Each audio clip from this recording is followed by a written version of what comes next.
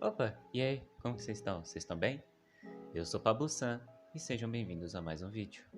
Hoje eu lhe trago a vocês um guia dos artefatos, onde o objetivo é explicar a função de cada artefato, o que cada um faz, o que cada um fornece, para você poder buildar o seu personagem da sua party ou o seu main favorito do Genshin. Isso é uma coisa que muita gente hoje em dia que começa a jogar o jogo não sabe, e talvez isso pode ajudar esse pessoal novato, até mesmo o pessoal que já é meio endgame, que ainda não entende muito bem como funcionam os sets de artefatos. Bom, começando pelo começo, eu vou explicar primeiro para vocês o que é um artefato. O artefato é um objeto, um item que você ganha ao completar domínios ou abrir baús. Você ganha esse pequeno item que você pode equipar em seus personagens, onde ele vai fornecer status e atributos para aumentar o dano do seu personagem na party. E esses itens, que são os artefatos que você obtém, são a Flor da Vida, a Pluma da Morte, a Areia do Tempo, o Cálice de Iratema e a Tiara de Logos. São artefatos diferentes, cada um contendo um atributo específico e etc. Bom, já que eu já expliquei para vocês quais são as peças que a gente pode obter de artefatos, então agora eu vou explicar o que cada item desse te dá de atributo, onde o que cada um vai ter um certo status específico ou vários tipos de status. Como um exemplo, a Flor da Vida, onde a Flor da Vida sempre com o atributo principal, que é aquele atributo maior que aparece em cima do artefato, vai ser de vida flat, onde ele vai ter um número fixo de vida. Isso varia com a categoria do artefato. Um exemplo, se for um artefato 3 estrelas, vai ter menos vida comparado com 5 estrelas. A outra peça desses 5 artefatos que também tem um status fixo é a Pluma da Morte, onde ela sempre vai fornecer ataque flat como atributo principal, não importando o caso, sempre será um ataque flat. E isso também varia conforme o nível da pluma. Se for uma pluma 3 estrelas, vai ser um certo status, uma certa quantidade de ataque, e se for uma 5 estrelas, vai ser um ataque maior, obviamente. A partir de agora, dessas próximas 3 peças são peças que você tem status que não são fixos, eles variam. Onde, um exemplo da agora da Areia do Tempo, existem 5 tipos de atributos que você pode pegar, sendo esses vida porcentagem, ataque porcentagem, defesa em porcentagem, proeficiência elemental e recarga de energia. Sendo esses status que, dependendo de qual personagem você estiver buildando, você precisa olhar atentamente. Um exemplo aqui, que vida porcentagem e defesa porcentagem tem 28% de chance de dropar uma peça numa Areia do Tempo, e enquanto o ataque tem 25% de chance. E isso é bem discrepante, pois a gente imaginava num estado onde seria 20% de cada atributo, mas não. Pelo que a gente tá vendo aqui, é bem dividido.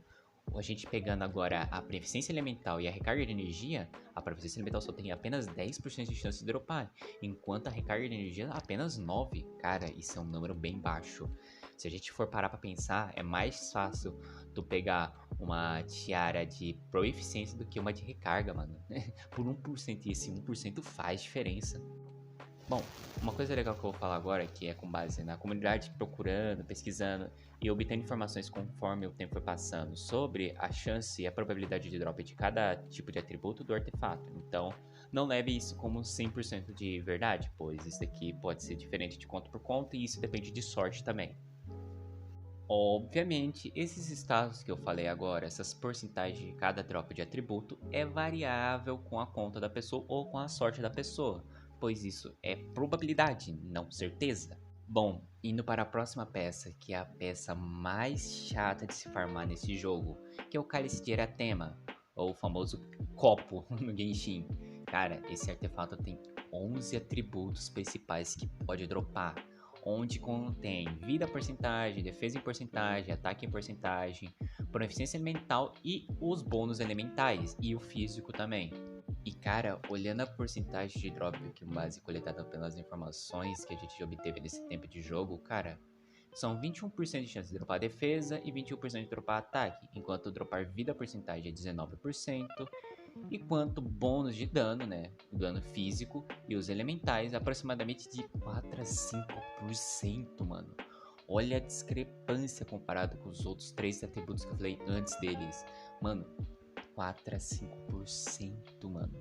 E quando a gente chega na proficiência elemental, cai para apenas 2%. a 4%, mano. É incrível o quão difícil é dropar esses dois últimos atributos que eu falei, cara.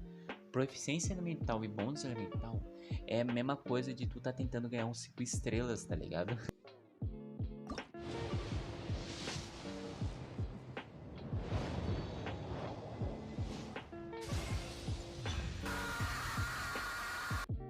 Pois, se a gente for para as porcentagens, mesmo assim, como padrão, né? A vida porcentagem e a defesa porcentagem tem os maiores números, onde são a defesa porcentagem tem 24% de chance de drop, vida porcentagem 22% e ataque também 22%.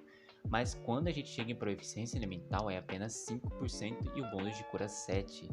E tipo, e aí é tão discrepante, mano. É muito discrepante a porcentagem. E se a gente chegar na taxa de dano crítico, você tem apenas 10% de chance de dropar esses atributos, velho. 10%, cara. 10%. Você chega. Pô, agora eu entendo porque é tão difícil pegar uma tiara de taxa de dano assim, do jeito que. Como atributo principal, né? Bom, agora indo para a última peça, que é a Tiara de Logos.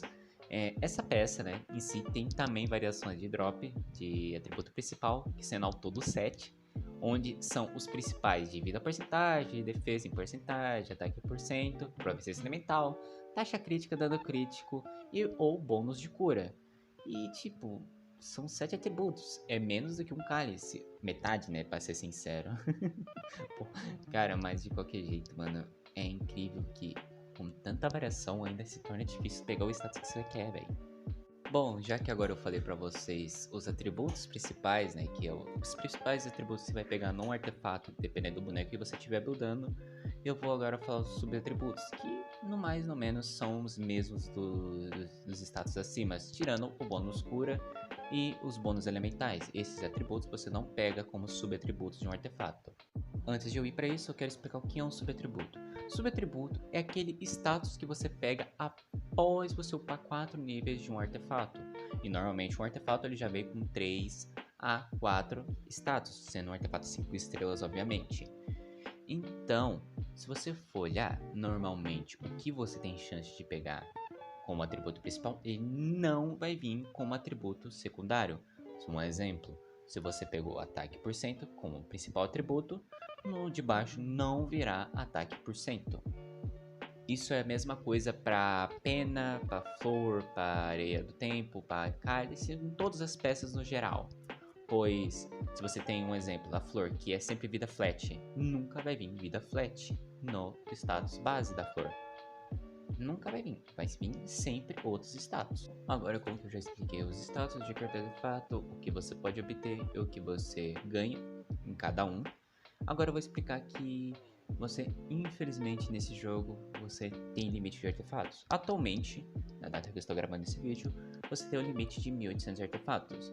Obviamente, se você exceder esse limite, o jogo ele não vai permitir que você pegue mais artefatos, obrigando você a descartar ou upar um artefato que você tem ali. Prosseguindo agora, a gente vai falar sobre como você consegue upar esses artefatos. Você upa esses artefatos do seguinte jeito. Você pode ou pegar uma peça que você não vai usar, ou uma peça que está ruim, ou uma peça que você não gostou, que você viu que upou mal, e usar para upar essa outra peça. Desde uma que esteja nível 0, que obviamente vai fornecer um pouco de XP, e até mesmo uma peça que já está mais nível 20, que você pode usar para upar outra peça. Obviamente, sobre esse caso de você pegar uma peça de nível 20 e usar para upar outra que está mais 0, você vai perder apenas 20% do XP, que olhando no caso é quase nada, pode dizer assim, porque tu ainda vai ter 80%, então do nível 0 até o nível 20 ele vai saltar para o nível 18 se você usar um artefato a nível 20 para upá-lo. Então no fim não é tão uma perda, você não perde tanto upando esses artefatos.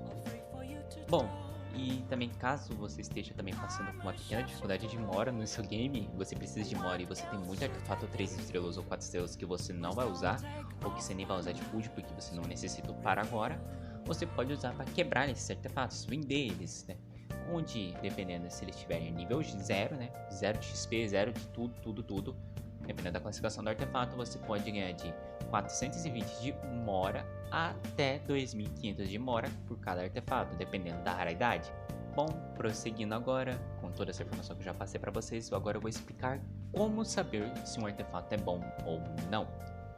A métrica que a gente utiliza atualmente no Genshin para saber se um artefato é bom ou não é a meta do valor crítico. O que é o valor crítico? Normalmente é o dano crítico máximo que um artefato pode pegar no seu sub-status, não no seu status principal, pois o status principal, como eu já falei, é um número fixo. Onde o valor crítico máximo que você pode obter em um substatus de um artefato, que seria o dano crítico nesse caso, é de 45%. E normalmente quando a gente fala que você teve o maior valor de crítico, é quando você conseguiu pegar o máximo de todos os procs que você teve do substatus daquela peça, no mesmo equivalente a se você tivesse pegado só dano crítico na peça. Normalmente a conta é feita desse seguinte modo: 1 de taxa é igual a 2 de dano crítico, então você já consegue pegar o básico, né? Se você tem 12 de taxa, normalmente você vai ter 24 de dano crítico. Com isso, você teria o máximo de valor crítico que você podia procar naquele artefato, entre aspas, pois existem variações de proc de cada artefato e de cada atributo, subatributo, né, no caso.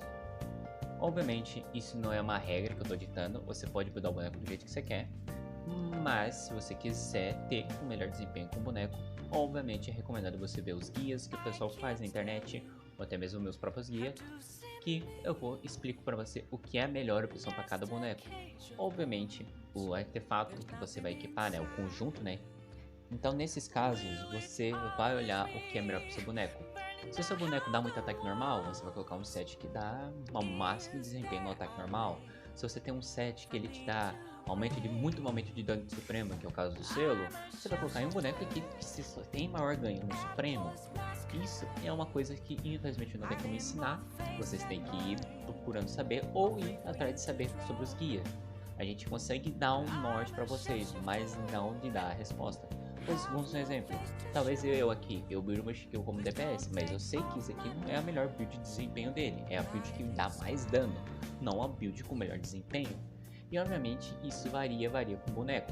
Normalmente se a gente quer um DPS a gente sempre vai querer ver ele tirando o máximo de dano possível. Um seu DPS, male para recarregar energia, ou para dar um daninho extra, ou ajudar numa aplicação. Um suporte ou buffer, o suporte é para dar aquele famoso, aquela corinha, aquele auxílio e tal, aquele pequenozinho buff que ajuda também. E um buffer normalmente é para aumentar mais o dano do seu DPS ou da sua equipe inteira, dependendo.